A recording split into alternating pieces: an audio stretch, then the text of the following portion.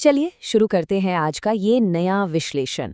आज हम बात करने वाले हैं पश्चिम बंगाल की राजनीति में आए एक बहुत ही बड़े बदलाव की, जो 2026 के चुनाव परिणामों में साफ दिखाई देता है। देखिए, यहाँ बात सिर्फ आंकड़ों की नहीं हो रही है, बल्कि राजनीतिक दिशा में आए एक ऐसे शिफ्ट की है जिसे समझना हमारे लिए सच में काफी जरूरी है। तो सीधे असल मुद्दे पर आते हैं। चुनाव परिणाम आने के बाद प्रधानमंत्री के संबोधन का जो सबसे अहम वाक्य था वो ये था, आज से बंगाल भय मुक्त हुआ है। ये लाइन अपने आप में बहुत कुछ कहती है। ये सोर्स स्पष्ट रूप से इस बात को स्थापित करता है कि राजनीतिक हलकों में इन नतीजों को किस तरह डर के माहौल से आज़ादी के तौर पर देखा जा रहा है। अब आगे बढ़ते हैं अपनी पहली मुख्य थीम की तरफ, एक ऐतिहासिक चुनाव परिणाम और बदलाव का जनादेश। सोर्स के अनुसार पार्टी इस जीत को एक लंबे समय से प्रतीक्षित ऐतिहासिक उपलब्धि के रूप में देख रही है।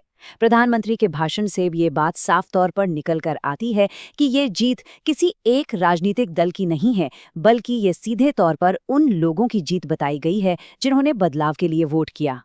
और इस संदेश को कितनी अहमियत दी गई, इसका अंदाजा आप इसी बात से लगा सकते हैं कि चुनाव परिणामों के ठीक बाद दिल्ली में पार्टी मुख्यालय में कार्यकर्ताओं को संबोधित करते हुए पूरे 50 मिनट तक इसी पर विस्तार से चर्चा की गई। सोचिए, 50 मिनट का संबोधन।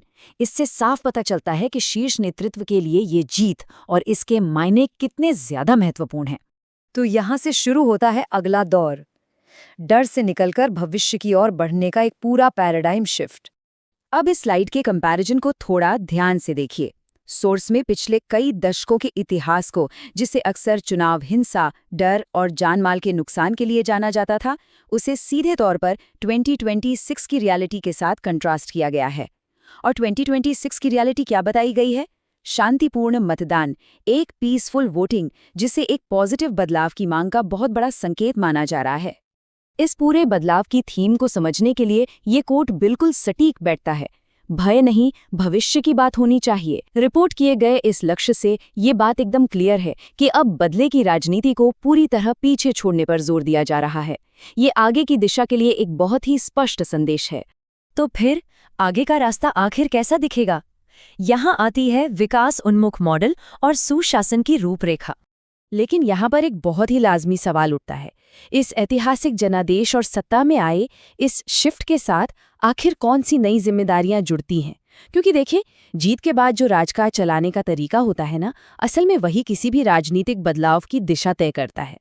तो जनता की उम्मीदों को ध्यान में रखते हुए इस नए जनादेश के 3 मुख्य पिलर्स यानी स्तंभ प्रस्तावित किए गए हैं। पहला है विकास, दूसरा सुशासन और तीसरा एक उज्जवल भविष्य। संदेश बहुत साफ दिया गया कि पावर के साथ एक बहुत बड़ी जिम्मेदारी भी आती है और अब इन्हीं 3 पिलर्स पर फोकस करके काम करना होगा। इसका सीधा सा मतलब ये बताया गया है कि लोकतंत्र में जीत के बाद राजनीतिक बदले की भावना की कोई जगह नहीं होनी चाहिए। सोर्स के मुताबिक इस बात पर खास जोर दिया गया है कि जो एक हिस्टोरिकल पॉलिटिकल रिवेंज की साइकिल चलती आई थी, उसे खत्म करके सिर्फ विकास और सुशासन को ही हमेशा प्रायोरिटी दी जानी चाहिए। चलिए अब आते हैं अपने आखिरी और काफी दिलचस्प हिस्से पर, इन नतीजों के पीछे आखिर कौन से कारण या चुनावी उत्प्रेरक थे। जीत के इस भाषण में ना एक बहुत ही स्पेसिफिक कानून का जिक्र इस चुनाव नतीजे के बड़े उत्प्रेरक के रूप में किया गया, और वो है नारी शक्ति वंदन विधेयक, जिसे हम आमतौर पर महिला आरक्षण बिल के नाम से जानते हैं। रिपोर्ट्स की माने तो वोटर सेंटिमेंट को दिशा देने में इस बिल ने एक बहुत ही प्राइमरी और डिसाइसिव भूमिका निभाई है। सोर्स बताता है कि जिन पार्टियों ने इस बिल का विरोध किया, उन्हें इसका भारी खामियाजा भुगतना पड़ा।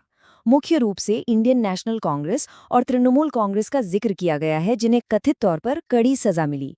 साथ ही यह अनुमान भी लगाया गया कि समाजवादी पार्टी को भविष्य में महिला मतदाताओं के भारी गुस्से का सामना करना पड़ सकता है।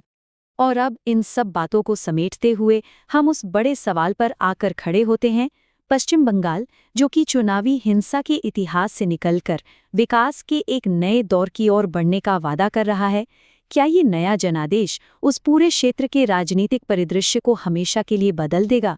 क्या ये वाकई एक स्थायी बदलाव है? ये एक ऐसी चीज है जिसे आने वाले समय में देखना काफी दिलचस्प होगा। आज के इस विश्लेषण में हमारे साथ जुड़े रहने के लिए आपका बहुत बहुत शुक्रिया।